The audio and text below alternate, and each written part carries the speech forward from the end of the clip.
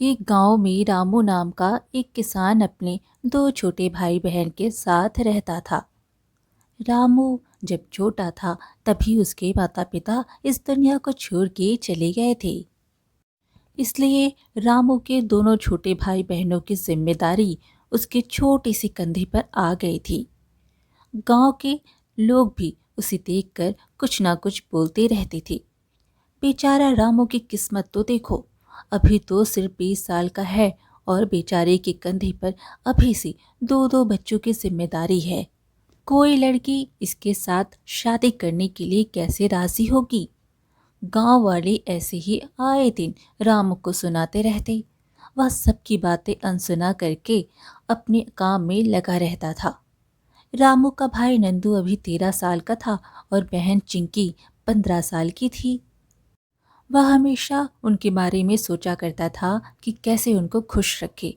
भगवान की इतनी तो मेहरबानी है कि माता पिता ने यह खेत छोड़ के गए, वरना मैं और मेरे यह छोटे भाई बहन का क्या होता।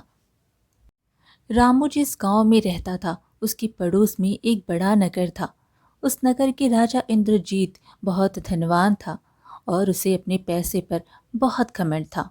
वह हमेशा सोचा करता था, मुझे अब राजकुमारी के लिए योग्य युवक ढूंढना शुरू कर देना चाहिए। अब वह 16 साल की हो गई है। मुझे जल्दी से कोई धनवान राज्य के राजकुमार के साथ उसका विवाह कर देना चाहिए। एक दिन इंद्रजीत अपनी बेटी रजनी से बोला, बेटी रजनी, मैंने तुम्हारे लिए हमारे पड़ोसी राज्य का राजकुमार देखा है। वह बहुत ही धनवान है और अपने पिता की इकलौती संतान है। तुम वहाँ ऐशो आराम से रहोगी। राजकुमारी रजनी ने कहा, पिताजी, मुझे शादी नहीं करनी है और मैं अपने पसंद के लड़के से ही शादी करूंगी। राजा इंद्रजीत क्रोधित होते हुए कहा, मुझे कुछ नहीं सुनना। मैं अगले सप्ताह उन्हें यहाँ आने का निमंत्रण भेजने वाला हूँ। रजनी ने सोचा, ओहो, अब कैसे उस मूर्ख राजकुमार से पीछा छुड़ाऊं। मैं उससे हरगिज शादी नहीं करूंगी, चाहे कुछ भी हो जाए। राजकुमारी रजनी ने मन ही मन कुछ निश्चित कर लिया। दूसरे दिन एक सिपाही ने आकर महाराज को बताया, महाराज, गजब हो गया, राजकुमारी महल में कहीं नहीं है और उन्होंने किसी को कुछ बताया भी नहीं है। हमने पूरे महल में और सब जगह ढूंढ लिया, वह कहीं नहीं मिल रही है। राजा ने कहा, यह कैसे हो सकता है। जाओ, पूरे नगर में सिपाहियों को भेजो और पता लगाओ राजकुमारी कहाँ है। कहीं वह शादी की वजह से तो नाराज नहीं हो गई। नहीं नहीं, ऐसा नहीं हो सकता। इधर राजकुमारी ने लड़के का वेश धारण करके पड़ोसी गांव में भाग गई थी। वह रजनी की मुलाकात रामू के भाई बहन से हुई। अरे भाई, आप कौन हो? आपको कभी गांव में देखा नहीं है। राजकुमारी ने नंदू और चिंकी से दोस्ती कर ली और उनके बारे में सब कुछ पूछ लिया और अपने बारे में भी सब बता दिया। चिंकी बोली, अरे वाह, आप राजकुमारी हैं। मैंने तो राजकुमारियों के बारे में सिर्फ कहानियों में ही सुना है, आज पहली बार देख रही हूँ। दीदी, आप हमारे साथ हमारे घर चलिए, वहाँ आप हमारे साथ सुरक्षित रह सकेंगी। हम आपको कोई तकलीफ नहीं होने देंगी और हम किसी को नहीं बताएंगे कि आप राजकुमारी हैं। रजनी बहुत खुश हुई और कहने लगी, तुम दोनों कितने अच्छे हो। ठीक है, तो फिर मैं तुम्हारे साथ चलती हूँ, लेकिन किसी ने पूछा कि मैं कौन हूँ तो? नंदू बोला, तो हम कह देंगे हमारा दूर का चचेरा भाई है। हम जब अंधेरा होगा तब घर जाएंगे ताकि कोई हमें देख ना ले। ठीक है, फिर नंदू और चिंकी राजकुमारी को अपने घर में चुपके से रखते हैं। रामू को भी पता नहीं चलता कि राजकुमारी उसके घर में है। वह सुबह जल्दी काम पर निकल जाता है और रात को भी देर से आता था। उस दिन जब रामू रात को घर आया तब वह राजकुमारी उसे चुपके से देख रही थी।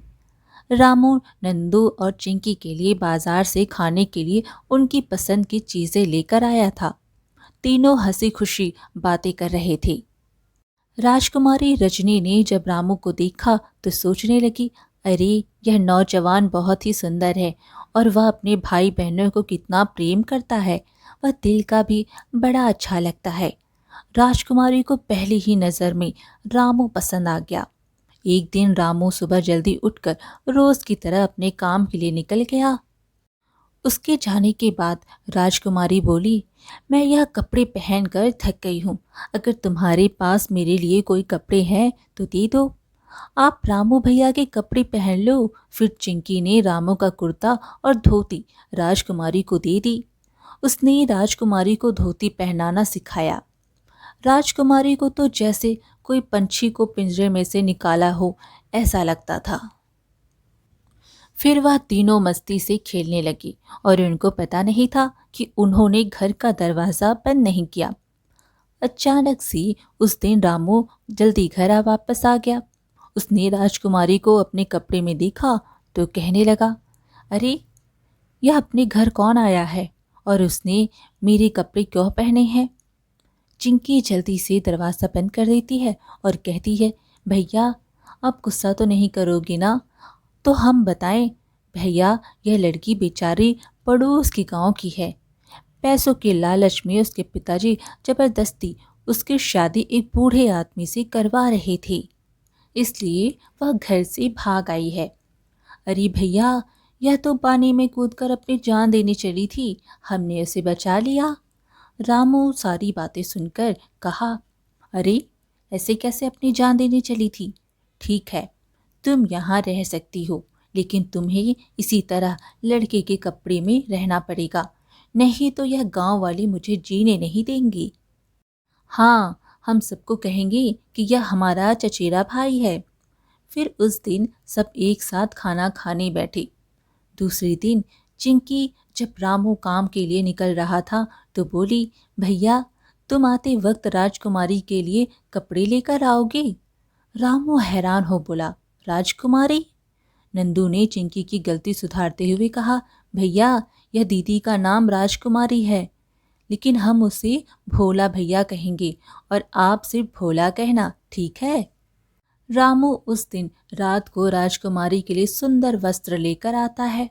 राजकुमारी वह वस्त्र पहनती है तो रामू उसे देखते ही रहता है, जैसे उसे भी राजकुमारी से पहले ही नज़र में प्रेम हो गया हो। चिंकी बोली, दीदी, आप हमारे जैसे सामान्य कपड़ों में भी कितनी खूबसूरत दिखती हैं।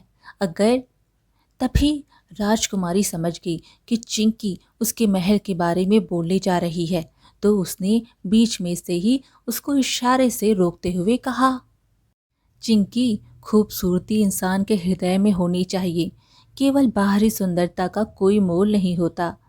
रामू ने कहा, वह कितने उच्च विचार हैं आपके। रजनी ने कहा, धन्यवाद। अभी सब मेरी तारीफ ही करेंगे या फिर सोने भी जाएंगे? कल जल्दी उठ के काम पर नहीं जाना? और सब लोग हंसने लगे। दूसरे दिन रामू राजकुमारी से इतना प्रभावित हो गया था कि उसका काम पर जाने की इच्छा नहीं हो रही थी।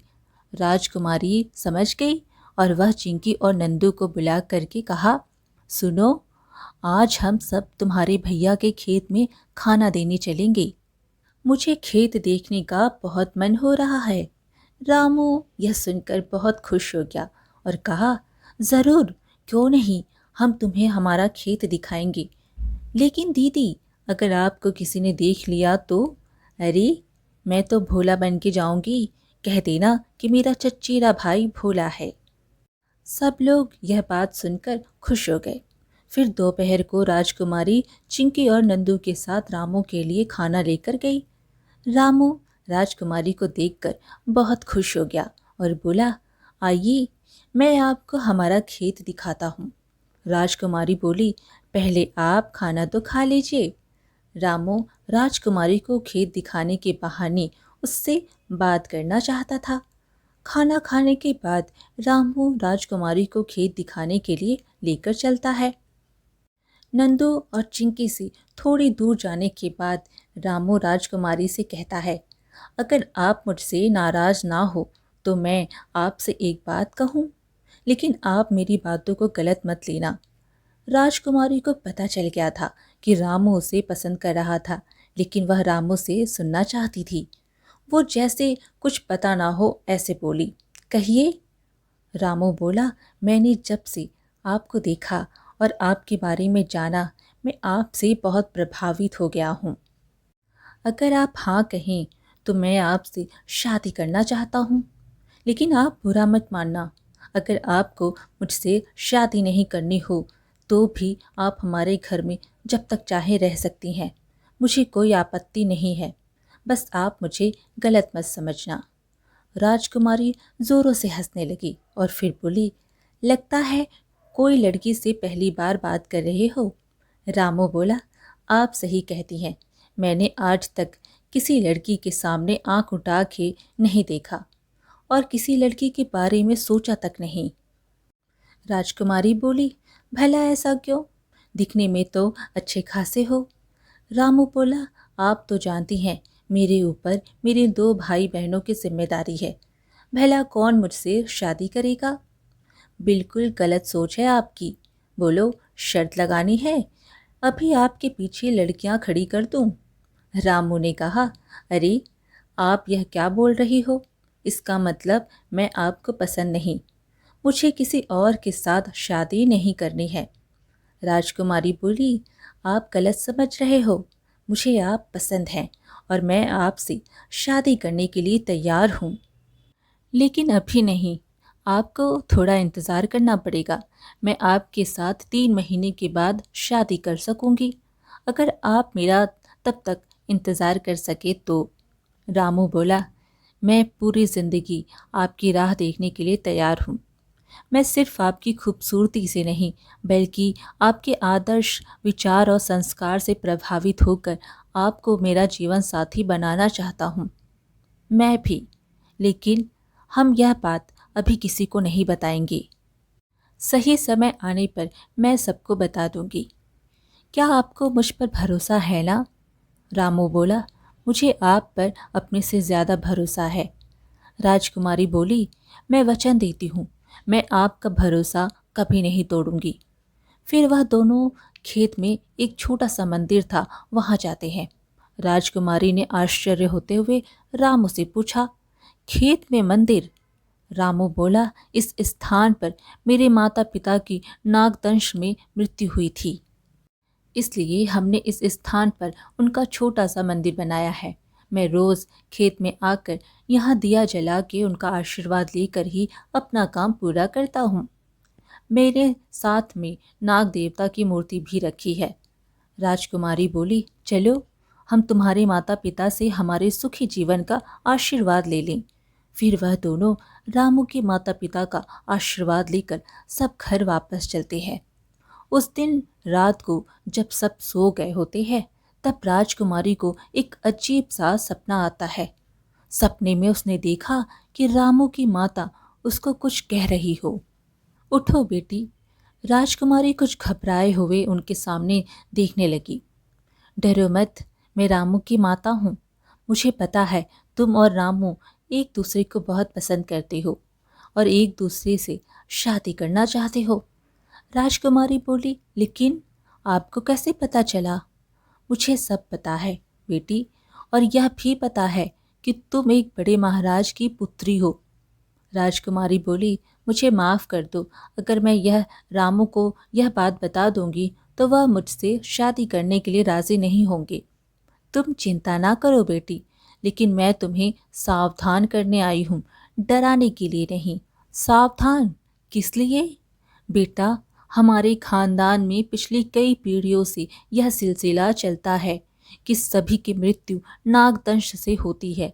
अगर तुम चाहो तो तुम इससे बच सकती हो, लेकिन यह कोई आसान काम नहीं है। आप मुझे बताइए तो सही, मैं एक बहादुर लड़की हूँ। फिर रामू की माँ राजकुमारी को बताती है कि उसे क्या करना है। तुम सुबह उठो तो यह मत सोचना कि यह सिर्फ एक सपना है, यह एक हकीकत है।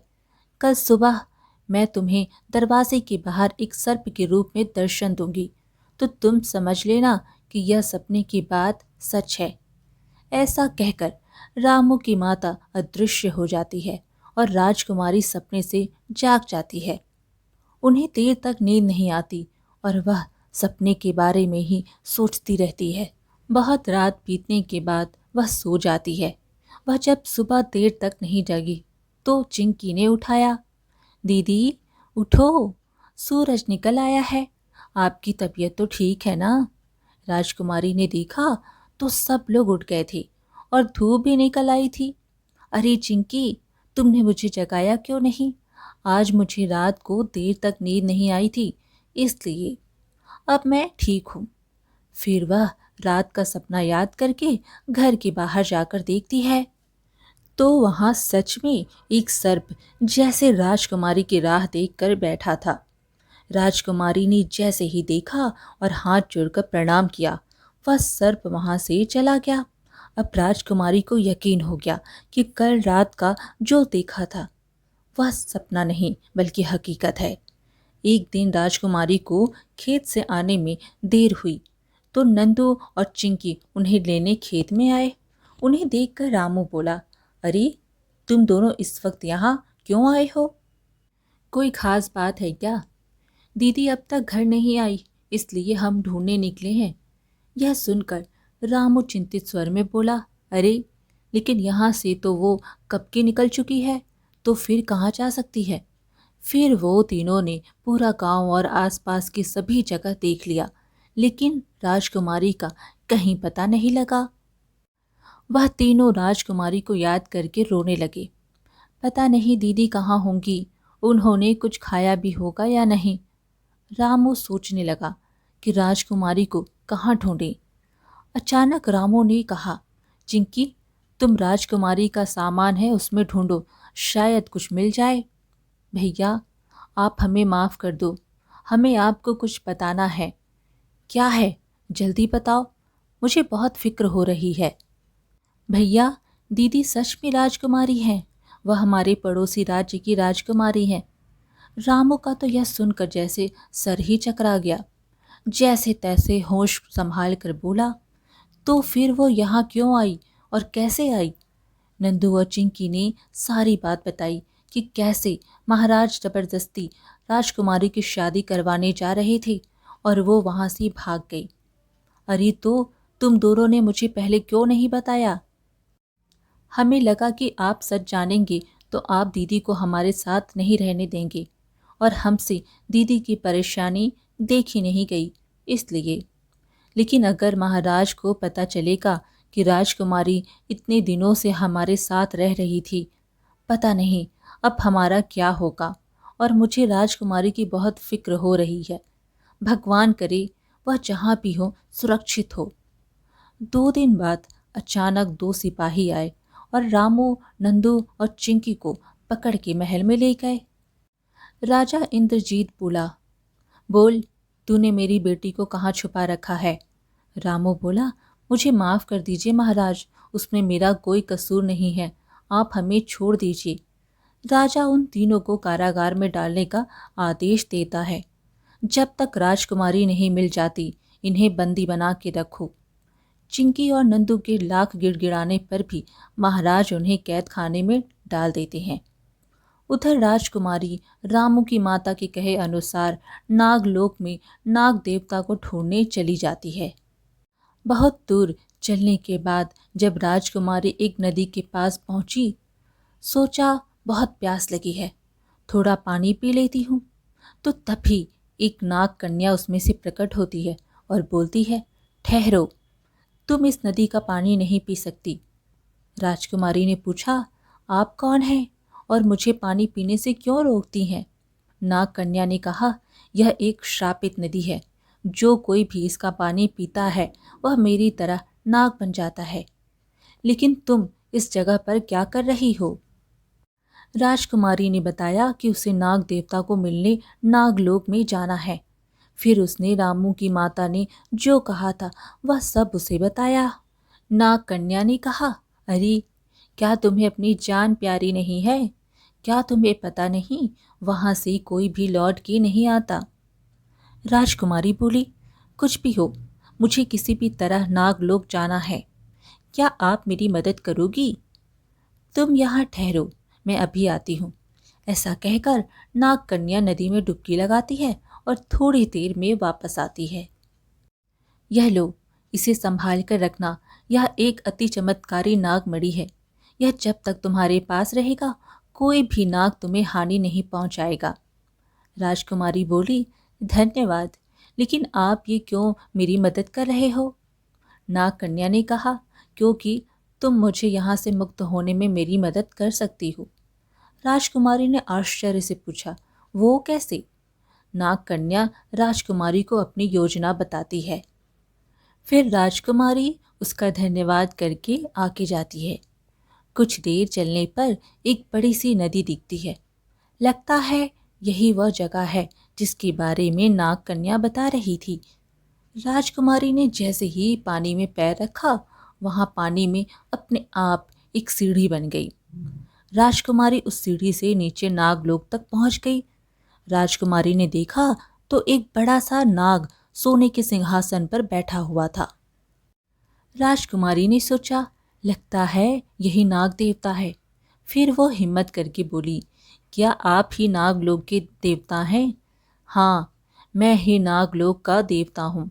लेकिन क्या तुम्हें पता नहीं कि यहाँ से कोई वापस नहीं जा सकता? मुझे पता है, लेकिन मैं आपसे विनती करने आई हूँ। फिर राजकुमारी ने रामू की माता ने जो कहा था वह सब उन्हें बताया। नाग देवता ने कहा, अच्छा, तो तुम्हें रामू की माता ने भेजा है? क्या तुम्हें पता नहीं उसके पूर्वजों ने मेरे बेटे को मार दिया था? राजकुमारी बोली, क्षमा कीजिए नाग देवता, मैं उनकी तरफ से आपसे माफ़ी मांगने आई हूँ। उन्होंने जानबूझकर नहीं मारा। वह रात के अंधेरे में रामू के परदादा से गलती से आपका बेटा मर गया था। उन्होंने खेत में उनका मंदिर भी बनवाया है और रोज़ उनकी पूजा भी करते हैं। नाग देवता ने कहा, लेकिन उससे मेरा बेटा जिंदा नहीं होगा ना? मैं उनकी केचुली साथ लेकर आई हूँ और यह चमत्कारी मणि भी। आप यह मणि को केचुली पर रखेंगे तो आपका बेटा जीवित हो जाएगा।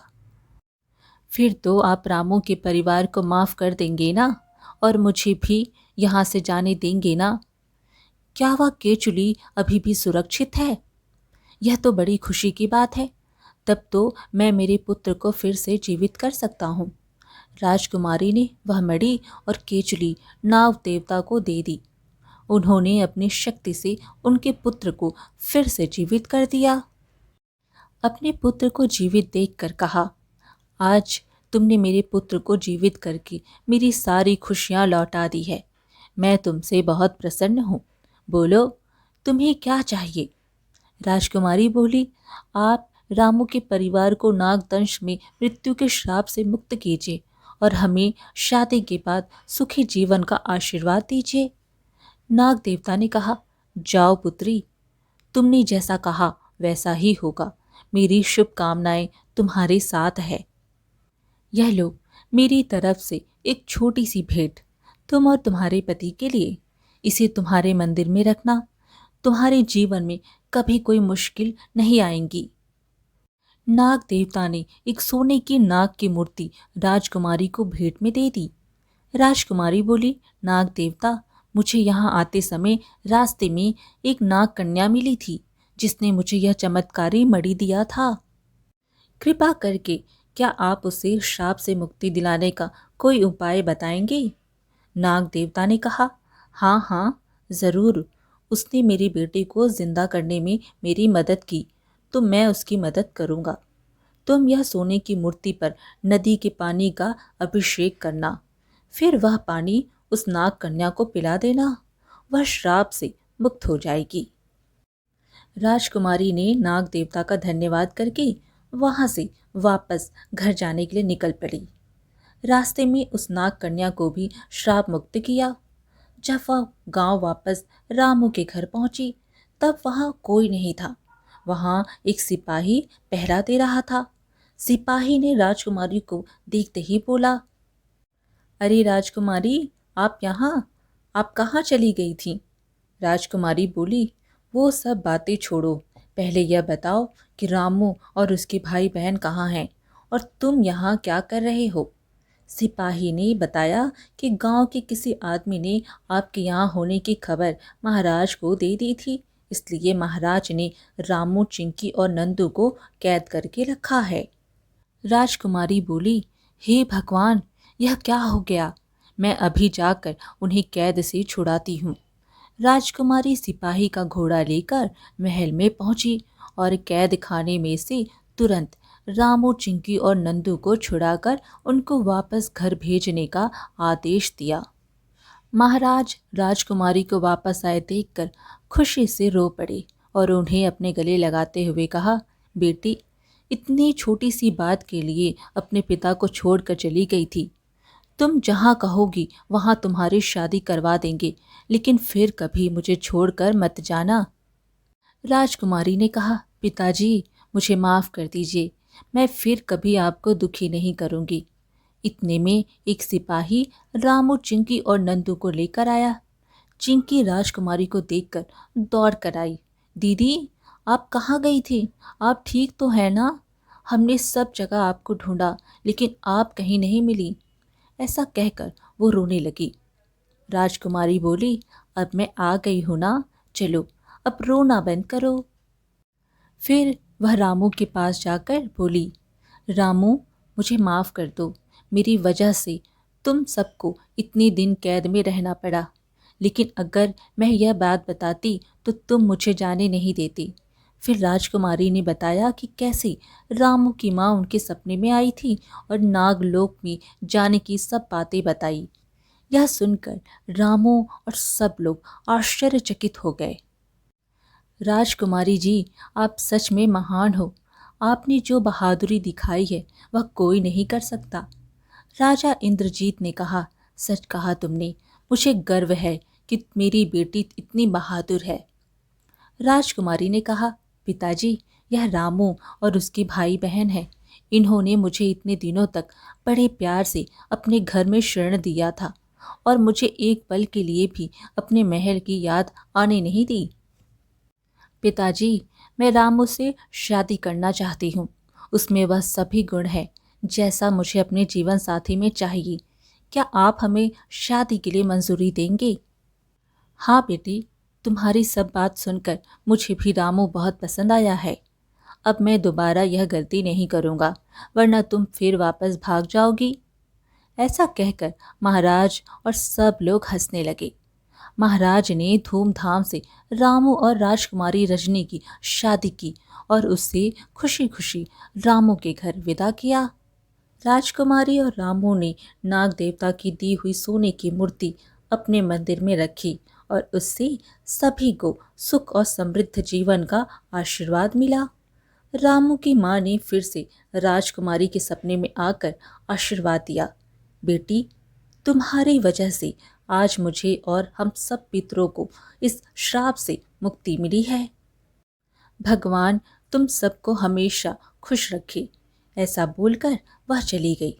राजकुमारी उन्हें और नाग देवता की मूर्ति को प्रणाम करके खुशी से मुस्कुराते हुए सो गई। आज की कहानी यहीं पर समाप्त हुई। फिर मिलेंगे एक और कहानी के साथ। कहानी पसंद आए तो लाइक शेयर ज़रूर करें और चैनल को सब्सक्राइब करना बिल्कुल ना भूलें। धन्यवाद।